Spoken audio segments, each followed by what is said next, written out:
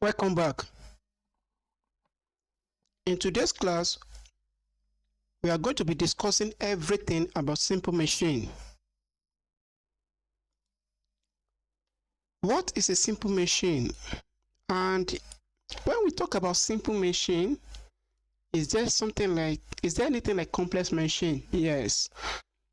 So complex machine will consist of two or more simple machine coupled together. So for us to understand complex machine, when you will be in industry building one, you need to understand how simple machine work and how you can recognize them around you. A simple machine is a device in which effort applied at one end overcome a load.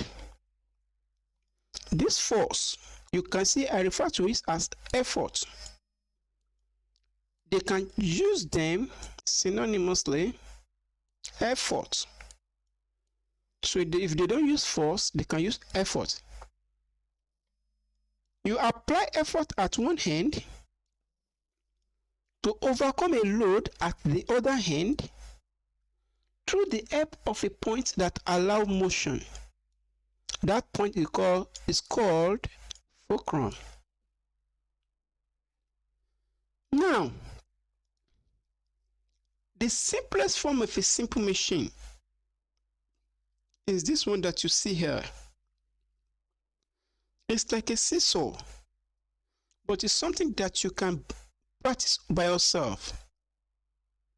With your ruler, with anything, just place your ruler at the edge of your table and try to place a very small load on it that will not break the ruler, and try to move it along the edge of the table. The point here where there is pivot is called fulcrum. It is the one that allows motion. For us to understand simple machine, you need to understand this simple diagram and every bit about it. There is a force, which is effort that is applied at one hand. It will overcome a load at the other hand through the points that allow motion. So in that definition, there is force, there is load, and there is fulcrum. So this is basically what simple machine is all about. And if you look at this machine, if we can remember the principle of movement very well, that the total sum of algebra sum of that is the algebra sum of the movement in the clockwise direction is equal to what? Sum of the moment in anti-clockwise direction. We can use this principle to actually see to how we can derive equation that guide this thing. If this force press this plank downward, this plank will move upward. So let us say that the final position of this plank is this. Although I didn't draw it very well, so I must draw it very well so that we can see what we want to extract in this place.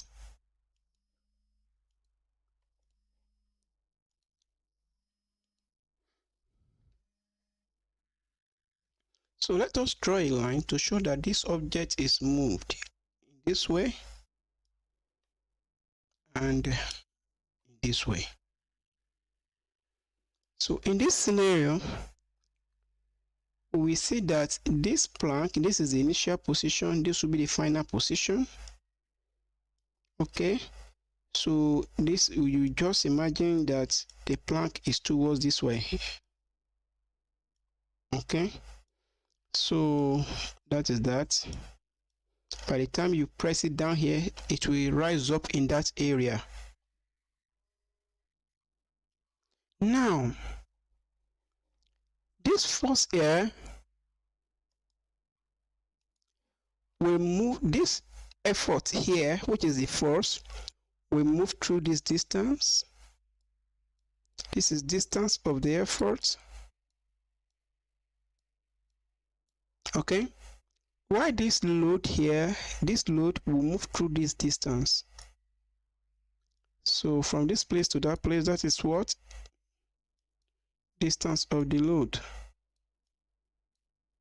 So according to this diagram, if we follow the principle of moment that said that moment in the clock, the sum of the algebra sum of the moment in the clockwise direction is equal to the algebra sum of the moment in the anti-clockwise direction, and we know that moment is equal to what? Force times distance. Remember, load is a force, effort is a force. I told you the several types of forces. Load is a force, effort is a force.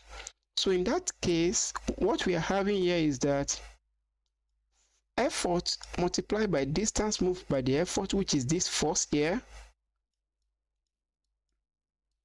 is equal to load multiplied by distance moved by the load. This is distance moved by the effort, okay? This is distance moved by the load. This is the moment.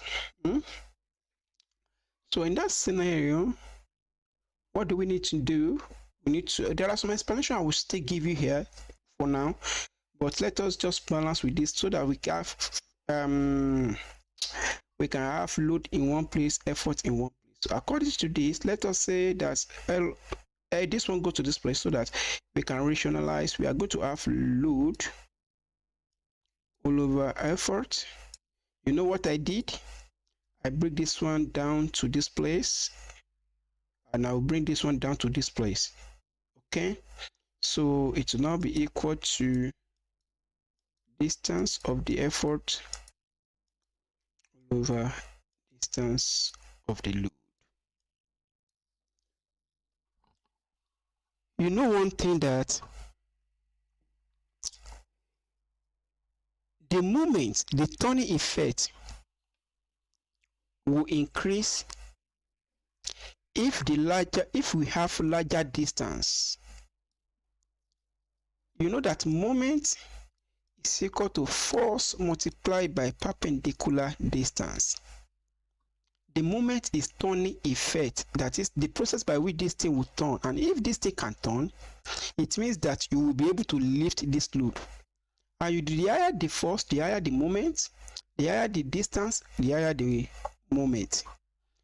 But if you keep force distance constant, if you have it, because you are a human being, you have a specific amount of force. Are you getting me now?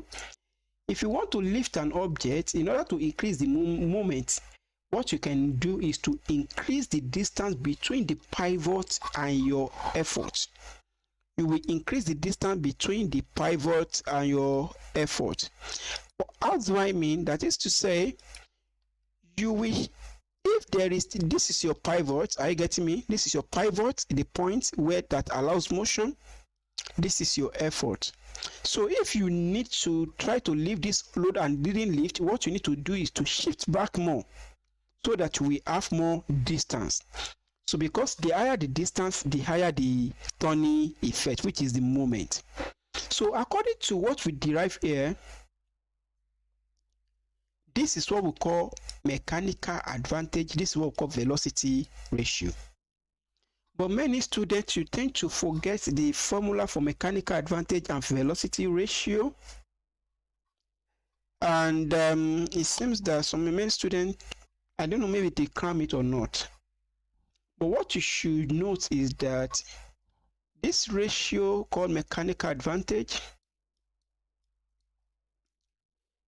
you will not do anything in life without saying what you want to do work on. Are you getting me? So in this case, what you have here, which is our mechanical advantage, which is this, that is mechanical advantage is equal to load over effort, and velocity ratio is equal to distance moved by the effort divided by distance moved by the load. So let me clear that place so that you will see that what I wrote there is distance moved by the load. What I wrote here initially is distance moved by the load. So in that scenario,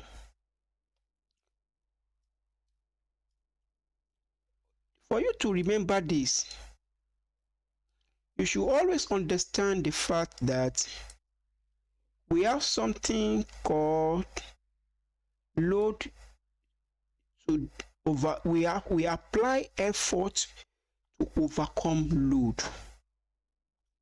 We apply effort to overcome load. We apply effort to overcome load. So that is what final like all over initial. So initial is the first one, the one that will come in. Your effort must be there first before the load will be overcome, and the final is what is the load. So if you can remember the little things I explained here, you should be able to remember the formula for mechanical advantage easily. For your velocity ratio, that one will not be something that will be so technical, because the moment you remember that effort is below here, then its distance will be above. The last thing that we need to do is to know what we call efficiency, okay, which is equal to mechanical advantage divided by velocity ratio. This is the three formulae that we will be calculating for every simple machine. These are the three formulae that we will be calculating for every simple machine. Okay? So the meaning of these three parameters here is very important for us to actually know what is going on in real life, so that if you want to construct your own simple machine, you will know what are the factors that you need to put in place. For you to enjoy this course, it is very important to practice some things in real life, because to set this thing up is very simple, so that you will understand what we are talking about. It's just a matter of something. You can set up a small plank and have a very long plank on it. Yeah. So you apply your effort in this place, you put your load in this place. So you begin to move closer. What you can do is, the load that I would like you to lift is a bag of cement or 2 bags of cement. Arrange something that can lift 2 bags of cement and try, maybe you'll be able to lift it with this. The first thing is that you should try to lift it up by yourself against gravity. So maybe you'll be lifted up and try it with this machine to know what is the meaning of mechanical advantage. Mechanical advantage is effort multiplier. Mechanical advantage is effort multiplier. If the machine makes sense, you should apply little effort to overcome very large weight. If the machine makes sense, you should apply little effort to overcome very large weight object. So the actual meaning of mechanical advantage is increase my effort. That is, does it have any meaningful mechanical advantage? Does that thing increase your effort? If I have an effort of 2 Newton and I'm able to lift an object of 70 Newton, can you see that addition of 68 Newton has been added by my effort through the use of simple machine? So mechanical advantage is adding extra effort to my effort. That is the meaning. The velocity ratio here is telling us the distance relationship between the load and the effort, and a significant velocity ratio a significant velocity ratio will actually shows that the machine actually makes sense. But for our machine to be efficient, the mechanical ratio has to be very low. You know the meaning of that. It has to be very low, while the mechanical advantage have to be very high. It has to be very high. Now, this place here, mechanical advantage, it did not come as mechanical advantage over velocity ratio initially. And this is what sorry, this is what I need to trash out so that now let me now explain how we get this particular efficiency to be this. Generally, the formula for efficiency is derived from a machine that converts one form of energy into another. We have input, we have output.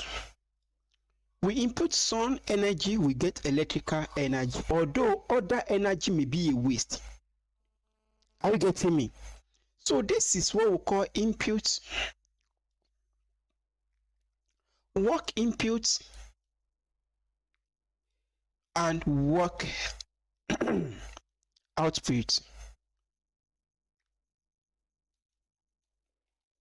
And efficiency, the actual formula for efficiency to show that this machine is efficient, that is to say, if this machine is highly efficient, it will be able to output more load.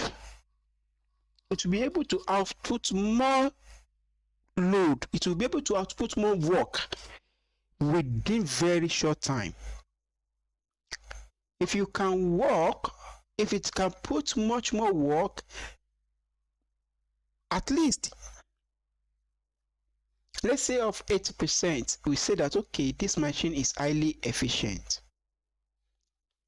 Because what we are considering, they are of the same unit, so we say that final all over initial, which is work output, divided by what? Work input.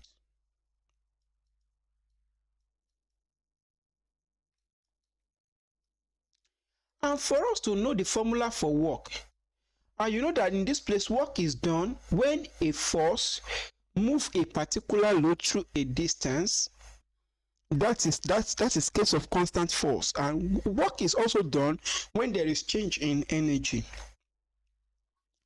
So in this scenario, there is force here that is moving an object through distance. So work is input and work is always output. So let us look at input work and output work. So what is our input work? What is our output work? This is equal to what? Efficiency is equal to our effort is input to output our load. So output divided by what? Input. That is to say work output divided by work input. So this is our output, this is our input. So the work is going to be what? Effort multiplied by distance moved by the effort. Everything divided by what? Load multiplied by distance moved by the load. And no, there is a mistake here. You should remind me, but you didn't. Okay, maybe you are telling me I can't hear you, but you should speak louder now. I can't hear you speaking. So now, output is the load, which is what? Load multiplied by what? Distance moved by the load. Input is what? Effort all over distance multiplied by distance moved by the effort. So load multiplied by distance moved by the load divided by effort multiplied by distance moved by the effort. You see that load all over effort is what? Mechanical advantage. But let me try to clarify this place, because many students will be confused by what I want to do in this, but I don't want it to be like a magic. So this is efficiency is equal to load multiplied by distance moved by the load, everything divided by effort times distance moved by the this is effort, this is load, and distance moved by the effort. So if you look at this scenario, there is something that we have to look at, a simple form of rearrangement. A simple form of what? Rearrangement that will enable us to see that this particular formula is all about mechanical advantage as well as velocity ratio. But my takeaway is this. The takeaway is this.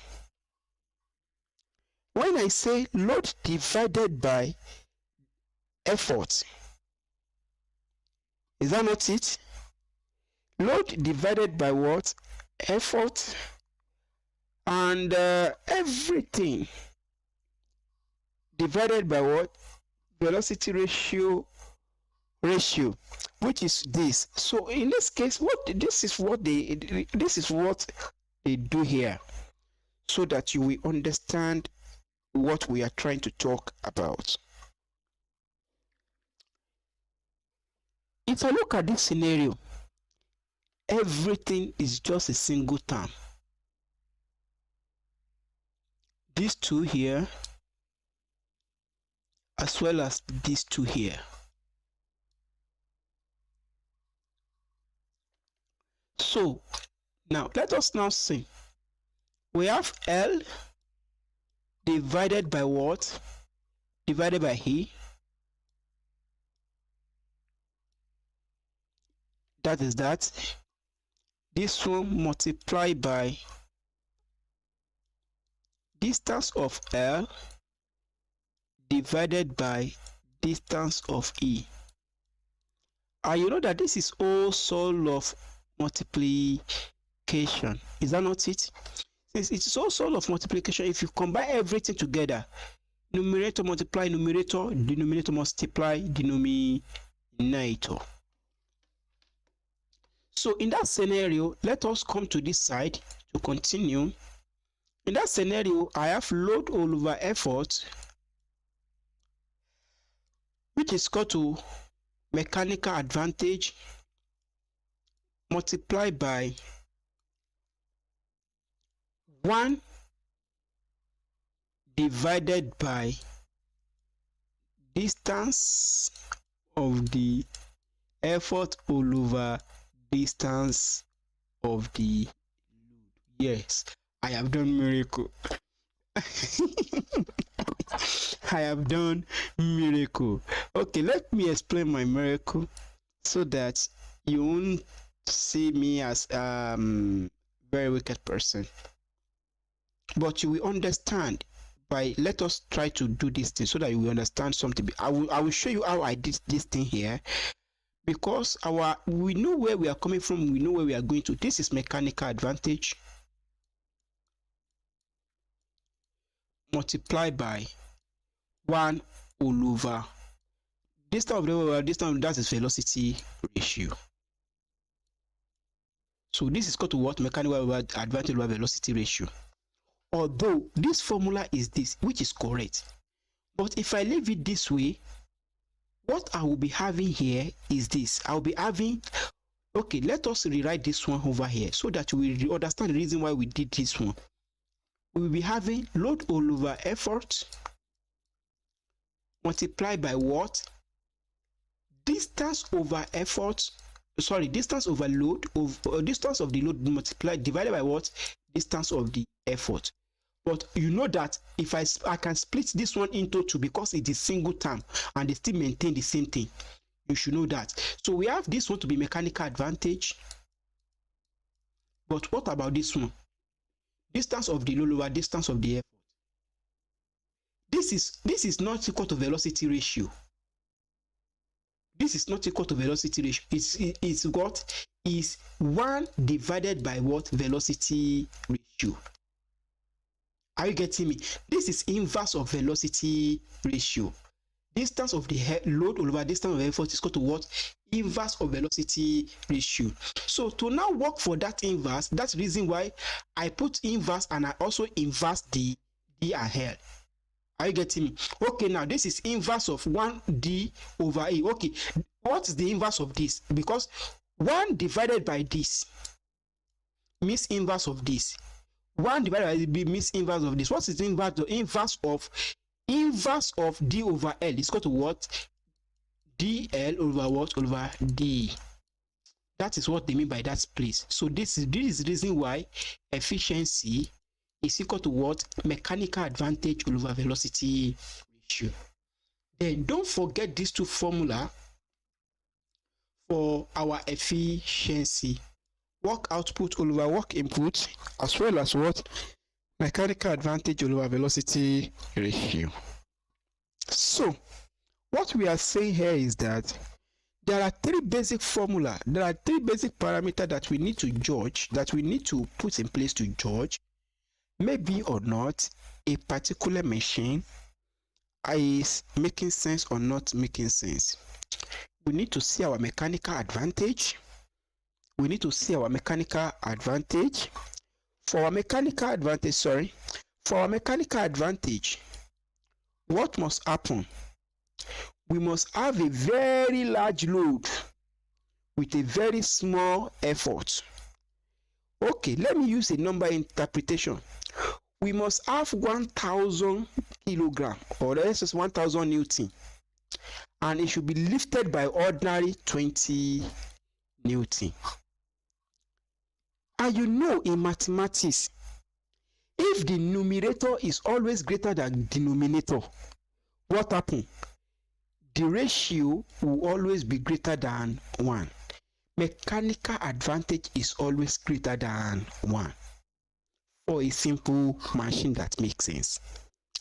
And for velocity ratio, distance of the effort and distance of the load. Distance of the effort should always be greater than distance of the load. Because according to this scenario, it will let us know that the higher the distance, the higher the turning effect. Okay, so in this case, the sacrifices that we are gaining, the sacrifices that the simple machine is using to multiply our effort is by expanding the distance between the fulcrum as well as the effort that we apply. So the effort of the distance of the effort should be greater than the distance of the load. So for that as well, velocity ratio should be what? Greater than 1. So in that scenario, for a ideal machine which does not exist, efficiency is always equal to what? 1. The meaning is that if you drink a nylon of pure water, you are going to urinate 5 liters. Okay, let us say that you drink 5 liters of water, you are going to urinate 5 liters of urine, which is not possible. We are not ideal. Some urine will be lost as sweat, some will be absorbed by our body cell.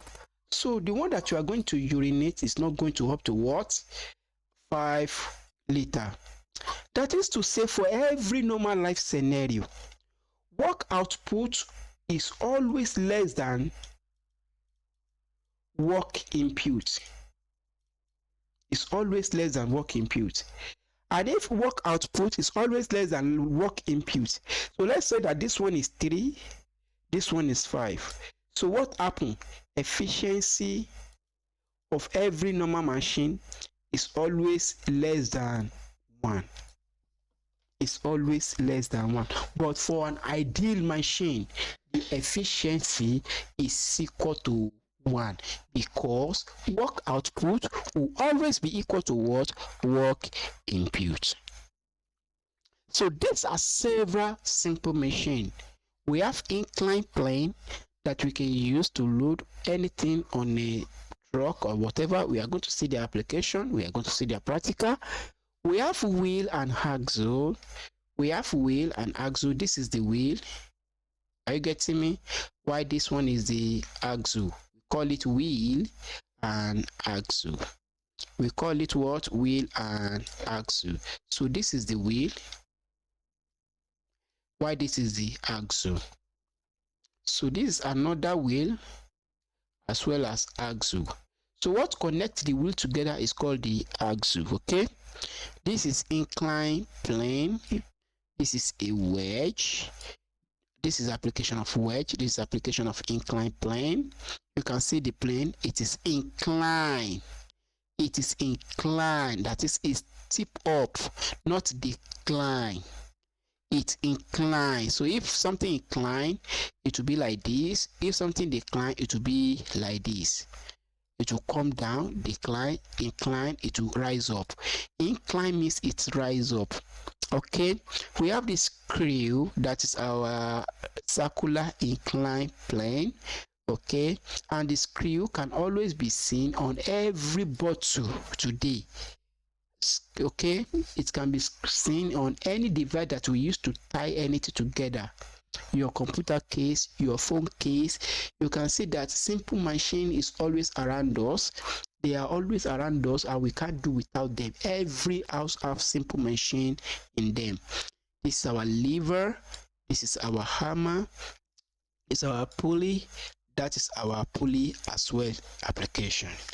So these are the several simple machines that we have. And this is what? Efficiency. You can see the letter that they used to represent that. So that is okay. This is the actual calculation of our efficiency. And you have seen how the distance of the load as well as distance of the effort become inverse of velocity ratio to give us this one in our previous calculation. So here we have n to be equal to 4. That is number of pulley 1, 2, 3, 4, and we are going to have 4 loops 1, 2, 3, 4. So the number of loops that surround the total lower pulley. Count all the lower pulley. Are you getting me? So if you want to know the number of loops, take the lower pulley and count them. Just count the lower pulley. Are you getting me? This is the upper pulley, this is lower pulley. So in between the upper pulley and lower pulley, there's always a distance. So count the number of rope that surround them. For ID pulley, the number of rope is equal to what? Mechanical advantage. Are you getting me? The mechanical advantage is equal to what? Number of the rope. So this one here, the mechanical advantage is equal to 2. This one here, mechanical advantage is equal to 4. This one here, mechanical advantage is equal to 1. So that is that about that. So there are several of them. This is the inclined plane. Inclined plane, we are still going to calculate its velocity ratio and mechanical advantage. The wedge, the screw, we are still going to calculate their velocity ratio and mechanical advantage, as well as what? As well as lever. At least we have seen how we arrive at mechanical advantage and velocity ratio of our lever. And from there we can see how we can calculate their efficiency. So this is a plot of efficiency over load. This is a plot of mechanical advantage over load. And this one is also the plot of efficiency over load. So I want you to see the nature of that particular graph, because their graph, if you don't put it in mind, they are so unkind here. So because of the fact that if you look at it there, you may be thinking that actually actually it should be a linear curve because of what you are looking in this place, because mechanical advantage is directly proportional to the what velocity ratio. So the higher the mechanical advantage, the higher the higher the load, which is actually interpreted in this place, but it's now an exponential curve. And you know the difference between the linear curve and exponential curve. So that is to say, the curve of mechanical advantage over what over load actually against load actually follow a what a exponential curve, and the slope of that particular graph is what is inverse of efficiency. Because you remember that if y is equal to what mx, so we plot y against x, so in that case we have mechanical advantage is equal to what 1 all over effort multiplied by what load. So you are plotting mechanical advantage all over against load. So that is that about that. But if you plot it against effort, what we are going to be having is a graph that do something like this, that is inverse of this. So it will have graph that goes like this. This is mechanical advantage all over what all over load, because you see that this is load and effort are inverse of each other. So that is that for that. Please, I want you to note this graph. They are very important to all UTME students as well as WAEC. So if you look at this, where you will see various demonstration of our lever. So this is lever and its type. In this case, we want to discuss lever for now. And whenever we are discussing lever, we should note that there are 3 types of lever that they normally discuss: first class, first order, second order, and third order. So how do we know which one is the correct order? Look at this one here. Look at what this person is doing. But I want you to remember a formula. Feel.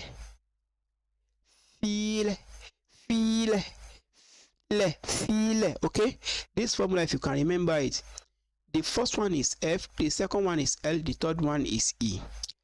First order lever, fulcrum will be at the middle. Second order lever, load will be at the middle. Third order lever, effort will be at the middle. So in this case, the load is at the middle. This is second order lever. You can see second order.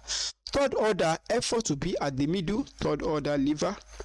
And the first order fulcrum will be at the middle. So this is what this example is illustrating in this place. Note one important thing: in every machine, we impute effort. We impute effort to overcome load. That is to say, our work input, it is the effort, it is work done by the effort, while our work output is the work done by the load. We have actually trashed out that. If small effort is used, if small effort is used to overcome big load, then the machine work is efficient. Efficiency determines the amount of work done. Efficiency determines the what amount of work done. So this is for all machines, we need to determine mechanical advantage, velocity ratio, and efficiency. You will see that this one is what first order machine, because you have your moving parts, the points that allow motion. In every machine, what you must note is the points that allow motion before you can determine where it is effort, where is load, because that is the point that will enable you to determine the distance of the effort to the distance of the load. Are you getting me? So plier is a first class lever because fulcrum is in the middle. So there are other lever that we can talk about, which are second class, which are as well as third class. If you look at wheelbarrow, I don't know how to draw very well, but I will try as much as possible.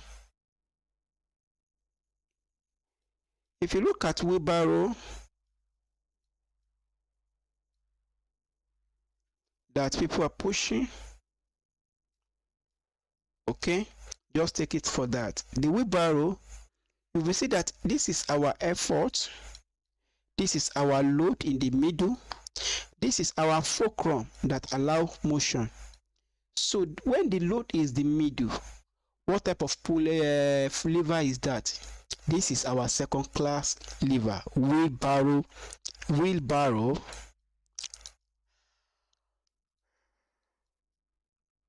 is a second class lever. So we have pulley system. We have pulley system that is more than one pulley. A pulley is a wheel on axle. It's a wheel. This is the wheel, this is the axle or shaft that is designed to support movement and change of direction of a taut cable or belt, or transfer of power between shaft and cable.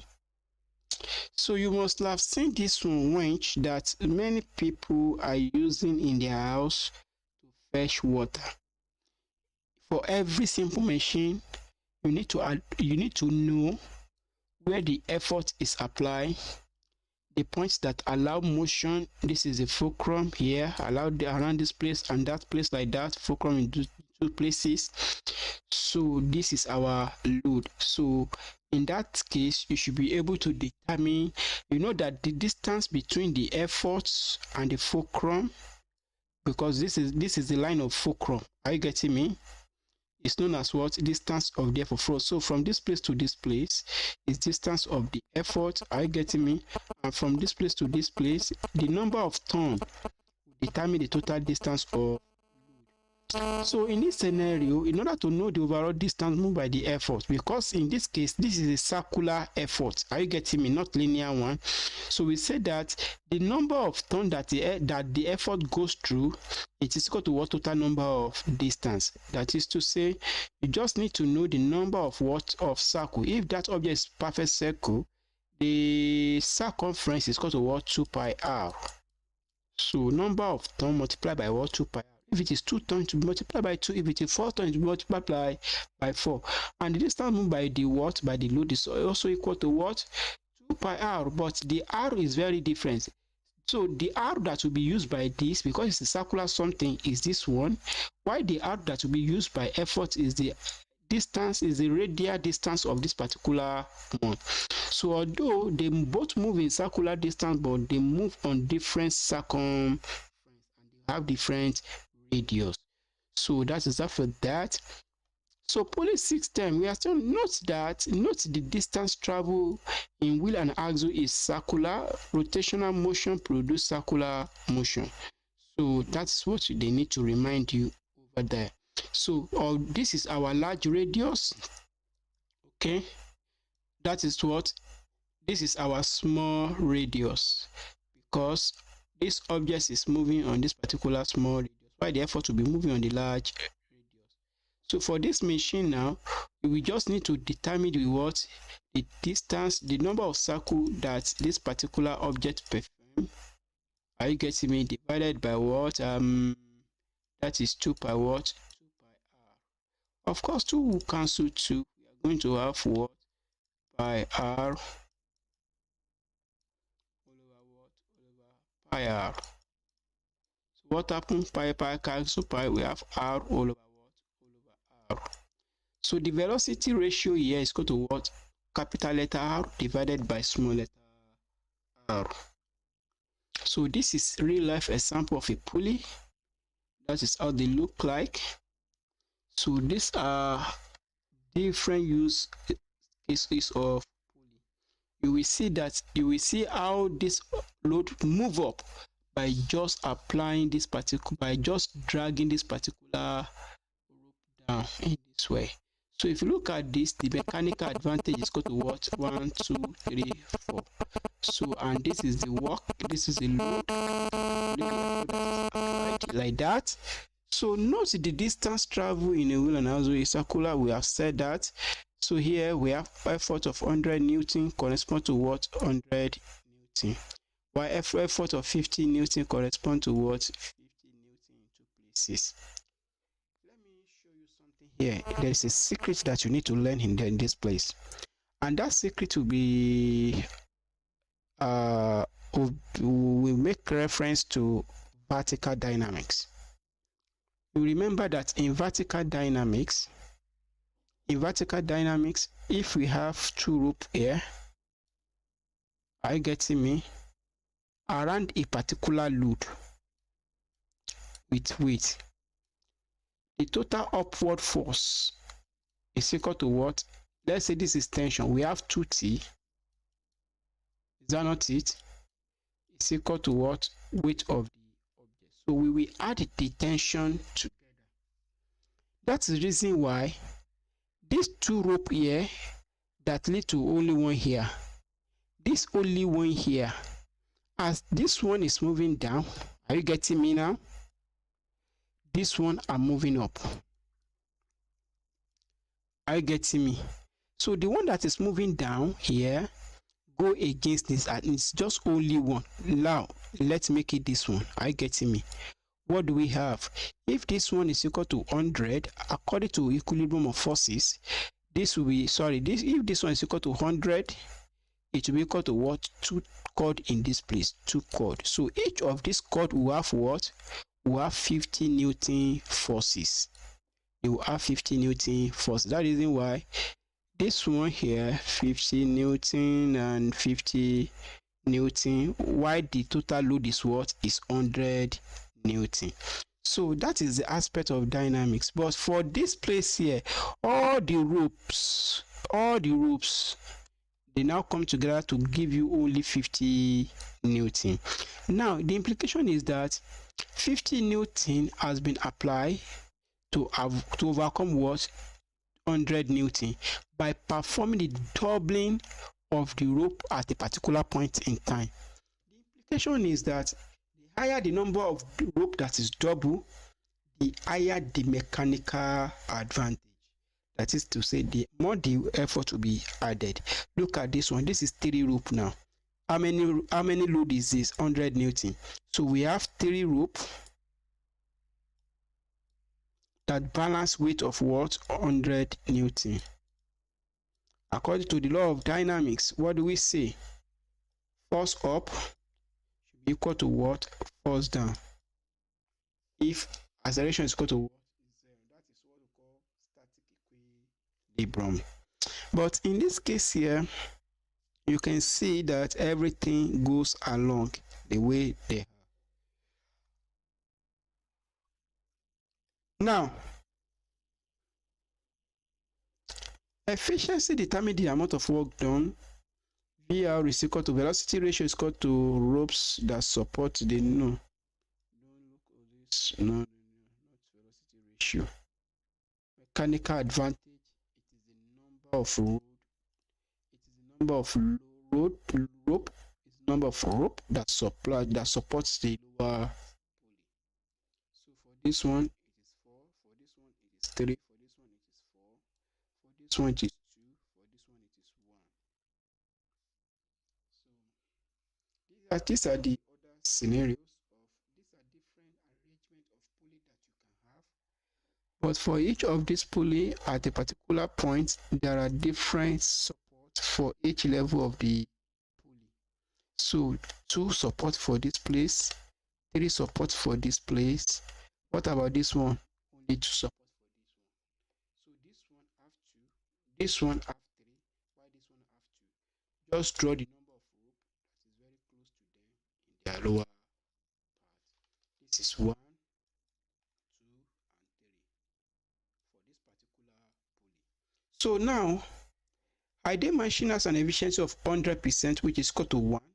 In real life, efficiency of machine is less than 100% because of what? Because of friction. Because of it, the work that is due to friction is equal to what? The work due to friction. The work that is due to friction is equal to input minus output. Input minus output.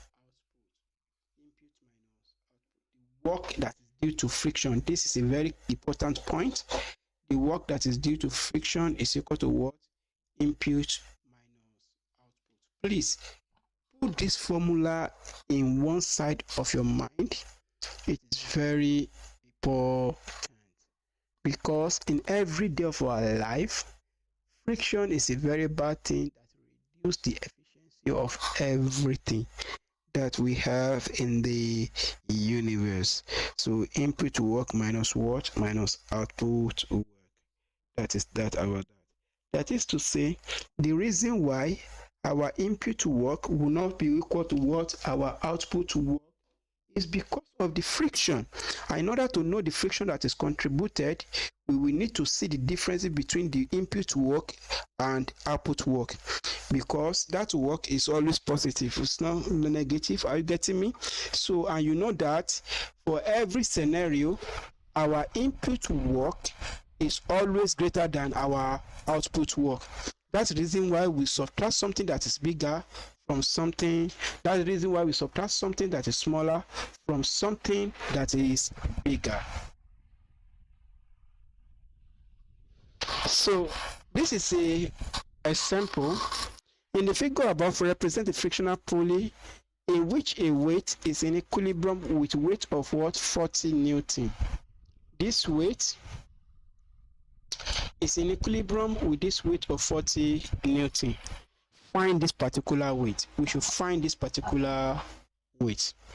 If we want to find this particular weight, what do you think we need to do? What do you think we need to do? And we know that by looking at the situation of things, every pulley will have mechanical advantage, which is equal to what? Number of rope that surround the thing. So in this place now, since we are looking at this particular load here, are you getting me? The pulley that concerns the rope is this, and we have this from here. So in that case, we have mechanical advantage is equal to what? Load all over what? All over effort. So the effort that we apply will be equal to this particular 40 Newton here that is raising the rope. So in that case, what we are going to be having is what? Because two ropes surrounded it, we have the effort multiplied by 2. So the load that we have there is equal to what? 80 Newton. So another one is this, that a wheel and axle is used to raise a man of 700 Newton by application of effort of 200 Newton. If the radii of the wheel and the axle are this and this respectively, determine the what? The efficiency. And we know efficiency is nothing than what? Mechanical advantage over what? Velocity ratio. We need to see our mechanical advantage, which is equal to what? Load all over effort. So our mechanical advantage is equal to what? Load all over effort. What is load here? What is effort? A wheel and axle is used to raise a man of weight. So this is our load, which is what? 700 Newton. By applying effort of just 200 Newton, this machine makes sense. So in that case, what is our answer? Our answer is equal to what? 2 over 7. Sorry, 2 divided by 2, which is 2.5. Abi? Sorry, 7 divided by 2. Okay? 7 divided by 2 should be equal to what? 3.5. So, and the velocity ratio is equal to what? Distance moved by the effort, in which the effort will be the larger one, wheel, radii, and the load will be the what? Axle radii. Are you getting me now? So, and the wheel radii is equal to what? 400. And here it is radii, not diameter. We must be very careful. If it is diameter, you have to divide this one by 2. So the radii is what? 400. That is to say, effort, distance of the effort divided by distance of the load. 400 divided by, and you must be careful about the unit, okay? Make sure that they are in the same unit. So velocity ratio is equal to what? It's equal to 4. If you now look at it, we have mechanical advantage to be equal to 3.5 and velocity ratio to be equal to 4. What is our efficiency? That is equal to what? 3.5 divided by 4. At least this machine is doing well. So divided by 4, that's equal to 0.875. 0.875, which is equal to what? 87.5%. So the efficiency of this machine is 87.5%. Please, it is very important to know the patterns that exist in between each of the machines that we are discussing. It will be very hard for you, it will be very hard in all examinations to give you what we call differential pulley. A differential pulley is a pulley that does not have the same radius. You can see that this one is a pulley with the same radius, but in this case, this is a pulley without the same radius, in which it is possible. But I don't know, whatever you can have, only students that can have this in their examination are UTME students, if it will likely. Are you getting me? But what you need to do, what you need to take, or what you need to have as a takeaway in this place, because if I see that I should be proving this to you, it's more than it's beyond the scope of this course, but you should see what is applicable. Distance moved by the effort, it is the circumference of the larger wheel. We always know that whenever we have wheel, the distance moved by the effort is always the circumference of the larger wheel. The distance moved by the load is the circumference of the what? Is the circumference of the larger, is the circumference of the smaller wheel, sorry. Is the circumference of the smaller wheel. Is circumference, sorry. It is the circumference of the larger wheel, sorry. It is the circumference of the larger wheel and the smaller wheel divided by 2. We take the difference. Are you getting me? This is the smaller wheel inside here. This is the smaller wheel inside here.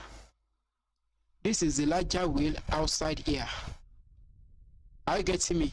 And the distance moved by the load, this particular load here, this load will move through a particular distance. Okay, this is the smaller wheel, then why this is the larger wheel? It is the difference in between this divided by 2.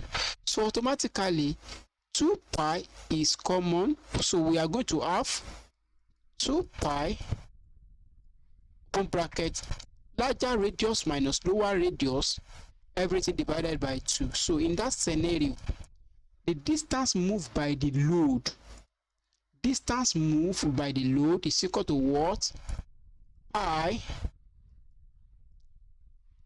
R minus R divided by what? Do we divide by anything? No, because 2 have cancelled 2. So this is the distance moved by the load, while this is the distance moved by the effort. So you can now see that the velocity ratio will be equal to what? Distance moved by the effort divided by what? Distance moved by the load, which is equal to this divided by distance moved by the effort. This is effort, 2 pi r divided by what? Pi, open bracket, so all like that. So if you can look at that, velocity ratio should be equal to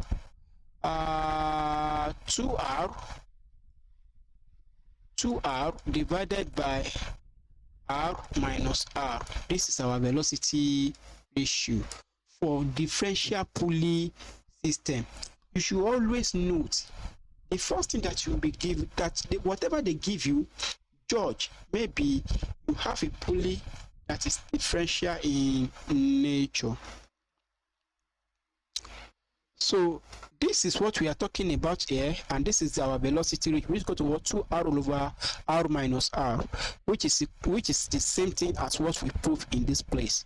But what you should know is that the distance moved by the what? By the load is this, while the distance moved by the effort is this. You take the difference between the circumference and you divide it by 2. So this is weighting differential pulley. This is weighting differential pulley, and this is how it is assembled in real life. Note, mechanical advantage is less than velocity ratio, and mechanical advantage is equal to what? Load over effort. MA is a measure of force amplification. MA is a measure of what? Force amplification. So if they ask you what is the force amplification, force amplification is mechanical advantage. So this is aspect of gear, a tooth system that is connected with a cord in which the smaller one moves faster than the bigger one. So how do we calculate everything that has to do with gear? You have seen them. A gear is a device for changing the direction and the rate of rotation in machine with complex rotational parts. Gear are tooth device. What's the meaning of tooth device? They have teeth, many teeth. These are the teeth, okay? Tooth device used to alter velocity ratio. It is used to alter velocity ratio.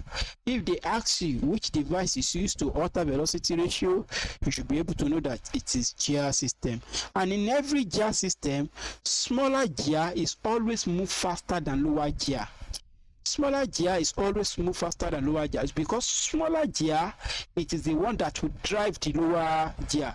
So this is driver gear, this is driven gear. This is driver gear, this is driven gear.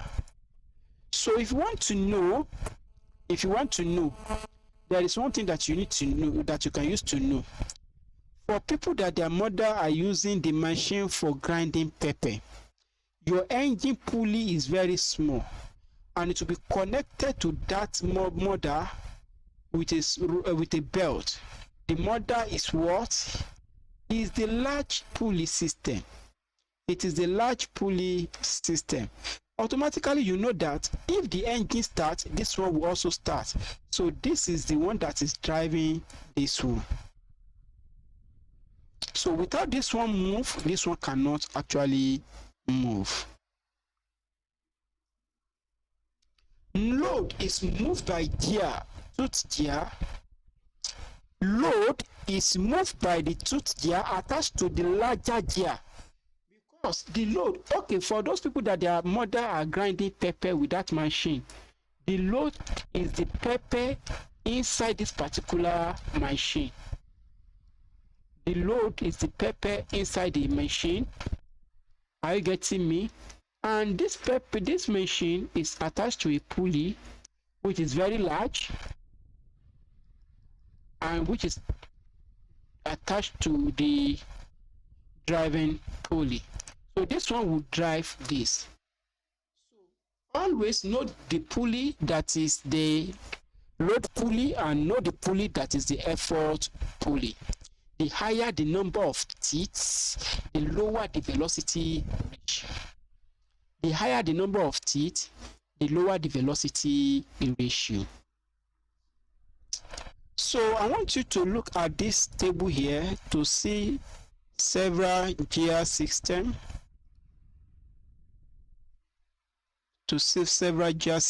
And see what implication we have concerning. Look at this. We have T1, T2. T2 is the one with what? Lower number of teeth. T1 is the one with larger number of teeth. So this one here will be driving this one. So the gear ratio is equal to what? Number of teeth in the smaller gear divided by number of teeth in the lower gear. That is to say, the driven divided by what? Driving. So in that case, what we are having here is a case where you have to divide the smaller by the what? By the bigger. That's what we call gear ratio. If they ask you gear ratio, what is gear ratio? Divide your what? Smaller gear to the what? No, divide the number of tooth in the smaller gear to the number of tooth in the bigger gear. What is observation? Leader gear turn twice. The meaning is that leader gear turn twice for every 3 turn of the follow gear. That is the implication of gear ratio. If somebody give you gear ratio of 2 to 5, the implication is that if this one move twice, this one will move 5 times. Okay, so that's what gear up. Okay, so in the gear up system, the number that is up will be smaller to the number that is down. But in the gear down system, the number that is down will be smaller than the number that is up. So you'll be able to know by that particular ratio. So if they tell you that gear ratio is equal to 5:2, that you should know that that is gear down. How will you know that it is down or up? Look at the position of lower value. So the lower value is number of teeth on the lower pulley, that lower pulley is the one that is driving the bigger pulley. So in that scenario, that is that for that. Now, the 2 examples that we did may not be enough for us to look at everything about pulley, gear system, as well as our lever system. But I'm telling you, there is nothing much more technical. The only thing that you need to note is the aspect of our pulley system. Mechanical advantage is equal to what? The number of rope along the what? Around the lower pulley. So without wasting of our much time, please, you need to go through your past question and answer. It's very important. Look at those questions, apply the principle, make sure that you understand them. Thank you for listening. ABP.